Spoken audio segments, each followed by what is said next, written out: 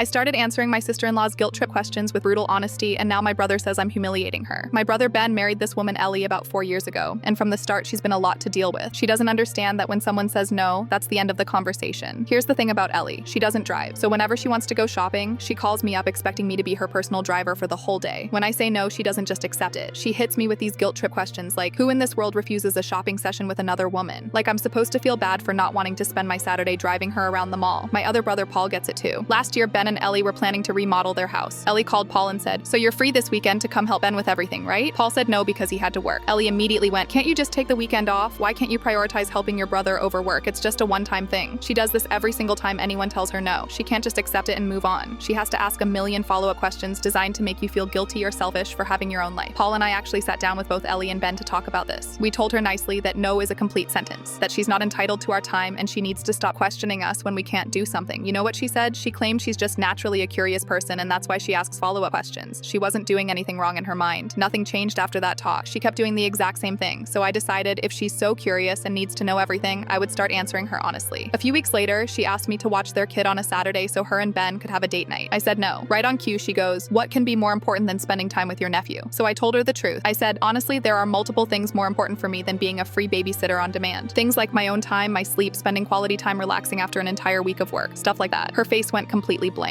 She didn't know what to say because she wasn't expecting an actual answer to her guilt trip question. Then last month, she decided on a Thursday to plan a family weekend trip. She invited me, Paul, and our parents to go to some cabin, leaving the very next day after work and coming back Sunday. Nobody could go because she gave us less than 24 hours notice and we all already had plans. Of course, she asked, what plans could possibly be so important that you can't reschedule them for family quality time? I looked her dead in the eyes and said, personally, I'm attending my best friend's birthday party, and spending time with people whose company I actually enjoy is more important than spending quality time with you. The room went dead silent. Paul almost choked on his drink trying not to laugh. Ellie just stared at me with her mouth hanging open. Paul started doing the same thing after that. He's a little more polite about it than I am, but he gives her real answers now too. Every time she asks one of her stupid guilt questions, we actually answer it. And honestly, we kind of enjoy it at this point. But Ben is furious. He called us both last week saying we're intentionally humiliating his wife in front of the family. He said we're being mean and we need to stop. We told him she's humiliating herself by refusing to respect basic boundaries. We said if he wants us to stop giving her honest answers, he can tell her to stop asking guilt trip questions every time someone says no to her. He hung up on us. Now there's this weird tension at family dinners, but honestly, I don't care anymore. She asked for answers and she got them.